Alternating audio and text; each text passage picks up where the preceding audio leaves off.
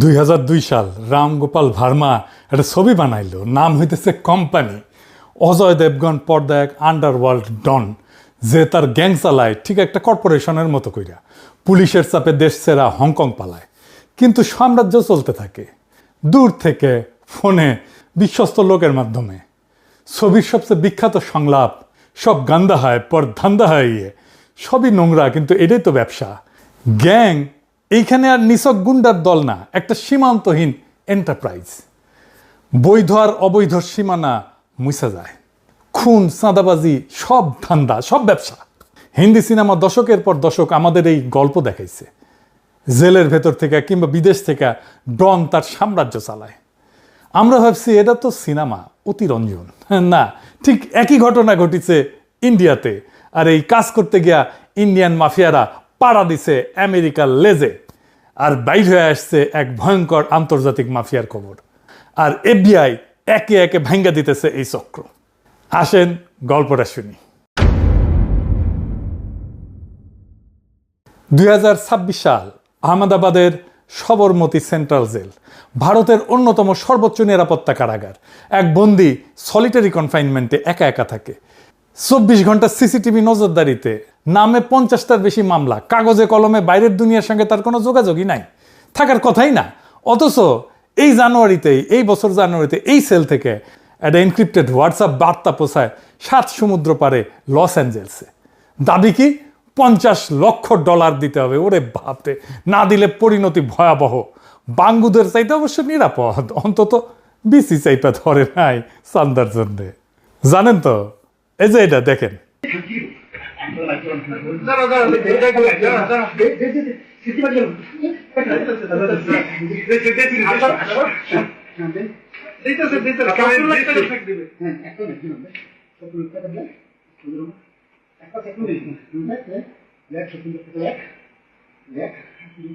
এবার ভুক্তভোগীর বক্তব্য শোনেন। অন্ডকোষ এমনভাবে চেপে ধরছে আমার শ্বাসরোধ হয়ে যাওয়া, মারা যাওয়ার উপক্রম হয়েছে। এরপর আমাকে চেয়ার থেকে ফেলে দেয়, আমি নিচে ফেলাই, আমার বুকে পাড়া দিয়ে ধরে, গলা পাড়া দিয়ে ধরে, আমাকে হত্যার চেষ্টা করে এবং বলে যে সে আমাদেরকে চেক দেয়। শুনেছেন, এটা যুবদল নেতা, কিন্তু যুবদলের পরিচয় দিলে কিন্তু বিসি সামলায় চলতে হবে। যাই হোক, সিনেমায় ফিরে আসি। না, ওই ইন্ডিয়ার জেলে ফিরে আসি। পর্দার সেই কোম্পানি আর কল্পনা না। ভার্মা যেটাকে রূপক হিসেবে আঁকছিলেন, অপরাধ একটা সীমান্তহীন কর্পোরেশন, জেল বা দূরত্ব যার কাছে কোনো বাধা না, সেটা এখন 3 মহাদেশে ছড়ানো একটা সত্যিকারের এন্টারপ্রাইজ। সিনেমার বাস্তবের মাঝখানে পর্দাটা ছিঁড়ে গেছে। ইন্ডিয়া এখন এই প্রশ্নের মুখে, একজন মানুষ যে রাষ্ট্রের সবচেয়ে সুরক্ষিত খাঁচায় বন্দী, সে কিভাবে 3টা মহাদেশ জুড়ে এই সাম্রাজ্য চালায় অপরাধের। আর এটা ধরল কে? ইন্ডিয়ার কোনো সংস্থা না, ধরল আমেরিকার এফবিআই। একেবারে গোড়া থেকে গল্পটা শুরু করি। 7 জুলাই 2026 সুদূর আমেরিকার লস অ্যাঞ্জেলস শহরে সেদিন একটা সংবাদ সম্মেলন ডাকলো মার্কিন বিচার বিভাগ, যাকে ইংরেজিতে বলে ডিপার্টমেন্ট অফ জাস্টিস। আপনারা জানেন, মানে আমাদের দেশের আইন মন্ত্রণালয় আর অ্যাটর্নি জেনারেলের দপ্তর মিলায় যা অনেকটা সেরকম জিনিস আর কি। তারা ঘোষণা দিল একটা বিশাল অভিযানের নাম তারা রাখছে অপারেশন হার্ড বল। কেন? কারণ মার্কিন আদালতে 3টা আলাদা অভিযোগপত্র জমা পড়ছে। ইংরেজির যাকে কয় ইনডেক্টমেন্ট, ইংরেজি যেহেতু কয়েছে ঠিকই কয়েছে, তাই না? তো এমন 3টা অভিযোগপত্রের নাম উঠছে মোট 37 জনের। আর তাদের মধ্যে 24 জনকে ইতিমধ্যে গ্রেপ্তার করা হয়েছে। কেউ আমেরিকায়, কেউ কানাডায়, একজন সুদূর স্পেনে। আর কি উদ্ধার হয়েছে জানেন? প্রায় 1000 কেজি কোকেন, 1 কেজি হেরোইন, 12টা আগ্নেয়াস্ত্র আর নগদ $40,000। এখন নিশ্চয়ই বুঝতে পারতেছেন, এটা কোনো সিসকে চোর বাটপাড়ের দল না।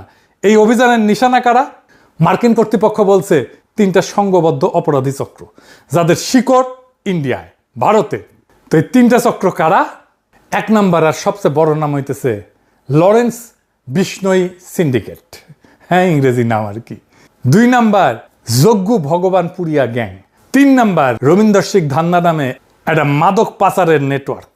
আর এই পুরা অভিযোগপত্রের সবচেয়ে ভয়ঙ্কর অভিযোগটা কি জানেন? সবচেয়ে ভয়ঙ্কর অভিযোগ হচ্ছে 2023 সালে কানাডার সারে শহরে একটা শিখ মন্দিরের ঠিক বাইরে খুন হয়েছিল না হরদীপ সিং নির্জার নামে এক ব্যক্তি। মার্কিন অভিযোগপত্র বলতেছে এই খুনের নির্দেশ দিছিল বিষ্ণই আর তার সাগরেদ গোল্ডি ব্রার। মনে আছে 2023 সালে কানাডার তৎকালীন প্রধানমন্ত্রী জাস্টিন ট্রুডো প্রকাশ্যে অভিযোগ তুলছিল নির্জার হত্যায় ভারত সরকারের এজেন্টরা জড়িত।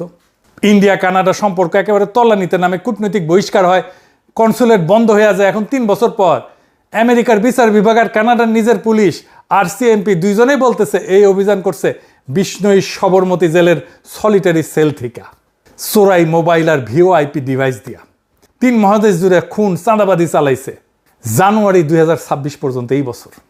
সেই একই অভিযানে অভিযুক্ত পাঞ্জাব পুলিশের একজন কর্মরত ইন্সপেক্টর গুরিন্দরজিৎ সিং নাগরা হোশিয়ারপুরের তান্ডা থানার অভিযোগ কি ভগবানপুরিয়ার গ্যাংয়ের হইয়া সে আমেরিকার বসা এক পরিবারকে মিথ্যা খুনের মামলায় ফাঁসানোর হুমকি দিয়া $4 লক্ষ আদায়ের চেষ্টা করছে।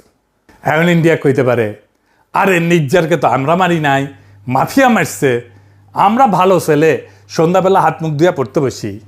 কিন্তু খুনটা তো রাষ্ট্র করেনি, করছে একটা গ্যাং। কিন্তু সেই গ্যাংটা কে, যাকে রাষ্ট্র নিজের সর্বোচ্চ নিরাপত্তা জেলে বন্দি রেখা সব কাজ অবাধে করতে দিছে FBI না ধরা পর্যন্ত?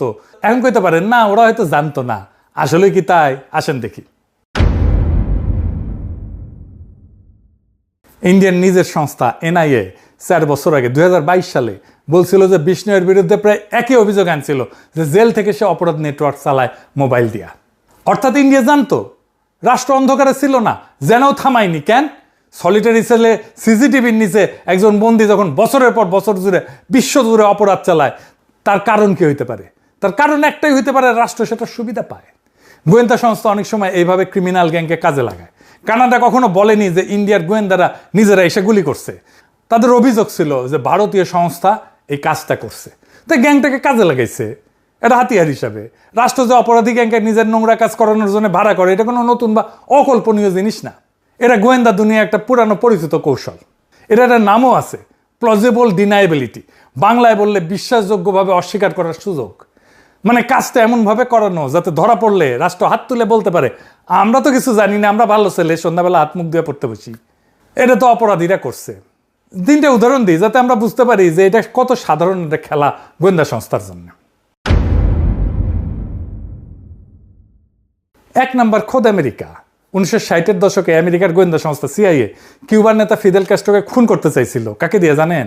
শিকাগোর মাফিয়া ডন স্যাম জিয়ানকানা আর জেনি রোসেলিকে দিয়া। CIA তাদের টাকা দিছে, বিষ পাঠাইছে, বিনিময়ে মাফিয়া চাইছিল তাদের বিরুদ্ধে যেন ফেডারেল মামলা না হয়। খেয়াল করেন, ঠিক বিষ্ণুই মডেলের মতোই একটা লেনদেন। কিন্তু 1975 সালে আমেরিকার সিনেটের এক তদন্তে পুরা কেলেঙ্কারি ফাঁস হয়ে যায়। 2 নাম্বার, এই তো কয়েক মাস আগে ইউরোপ জুড়ে রাশিয়ার সামরিক গোয়েন্দা জিআরইউ একটা ছায়াযুদ্ধ চালাইছে। পশ্চিম গোয়েন্দারা বলছে জিআরইউ টেলিগ্রামের মতো অ্যাপে সাধারণ মানুষের সিসকে অপরাধীদেরকে ভাড়া করছে অগ্নিসংযোগ, নাশকতা, গুপ্তচর বৃত্তির জন্য। এদের বলা হইতেছে ডিসপোজেবল এজেন্টস, মানে ব্যবহার করে ছুঁড়ে ফেলে দেওয়া লোক। ভিলনিউসে একটা আইকিয়ার দোকানে আগুন, ওয়ারসাতে 1000 দোকানের একটা শপিং মলে আগুন, দুটাই এই ভাড়াটা লোকদের দিয়ে করানো। 10,000 ইউরোর লোভ দেখায়। ব্রিটেনের গোয়েন্দা প্রধান একে বলছেন একটা বেপরোয়া নাশকতা অভিযান। আর 3 নাম্বার উদাহরণটা আমাদের এই অঞ্চলে। ইন্ডিয়া অভিযোগ হইলেছে যে পাকিস্তানের গোয়েন্দা সংস্থা ISI বহু বছর ধরে আন্ডারওয়ার্ল্ড ডন দাউদ ইব্রাহিমের অপরাধ সাম্রাজ্যকে নিজেদের হাতিয়ার হিসেবে ব্যবহার করতেছে। 1993 সালে মুম্বাই বিস্ফোরণ সহ নানা কাজে ইন্ডিয়া নিজেই অন্যদের দোষ দেয় ক্রিমিনাল গ্যাংকে কাজে লাগানোর। দাউদ ইব্রাহিম তো পাকিস্তান থাকেও না, কিন্তু বিষ্ণুই তো ইন্ডিয়ার জেলে থাকে। ইন্ডিয়া জানেও সে অপরাধমূলক কাজ করে জেলে থেকে। ইন্ডিয়া তাকে কাজ করতে দেয়, কিন্তু নির্জারকে যখন মারে এই বিষ্ণুই তখন হাত ঝেড়ে বলে আমি কিছু করি না, আমি ভালো ছেলে, আমি সন্ধ্যাবেলা হাত মুখ দিয়ে পড়তে বসি। মজাই মজা। আরো একটা নির্মম ঘটনা আছে এই গল্পে। মার্কিন প্রসিকিউটররা অভিযোগ করছে যে এই গ্যাং পাঞ্জাবের দরিদ্রতম এলাকা থেকে নাবালকদের নিয়োগ করত। কেন নাবালক? কারণ সহিংস অপরাধে ধরা পড়লে তাদের আইনি সাজা কম হবে। টাকা, খ্যাতি আর সুরক্ষার লোভ দেখায় টেনে আনা হয়তো এই বাচ্চাদেরকে, তারপর সামান্য পারিশ্রমিক দিয়ে ব্যবহার করা হইতো। এটা নিছক গ্যাংস্টার গল্প না, এটা প্রান্তিক জনগোষ্ঠীর তরুণদেরকে একটা অর্গানাইজ শোষণ।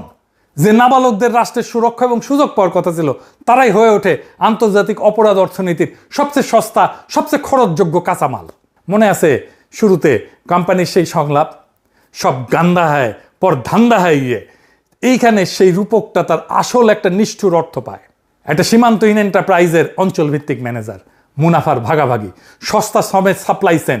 শুধু এই কর্পোরেশনের পণ্য হইল সহিংসতা, আর কাঁচামাল পাঞ্জাবের গরিব ঘরের কিশোরেরা। বাংলাদেশের কিশোর গ্যাংয়ের কনসেপ্ট আসছে এইখান থেকে। ইন্ডিয়া থেকে সব ক্রিমিনাল কনসেপ্ট আসে বাংলাদেশে পাচার করে। এই যে ডায়াগনস্টিক সেন্টার থেকে যে ডাক্তারদের কমিশন দেওয়ার সিস্টেম, এটা ইন্ডিয়া থেকে আসছে। ফার্মাসিউটিক্যাল কোম্পানির ডাক্তারদের মাসোয়ারা দেওয়া, প্রেসক্রিপশন লেখার বিনিময়ে, প্রোডাক্ট লেখার বিনিময়ে, এই সিস্টেম ইন্ডিয়া থেকে আসছে। এই কিশোর গ্যাংয়ের কনসেপ্টও আসছে ইন্ডিয়া থেকে। আর এই সিন্ডিকেট আজকে ছড়ায় আছে Canada, America, Britain, Europe, Australia, New Zealand পর্যন্ত। এদের সদস্য সংখ্যা কত জানেন? 7 থেকে 800।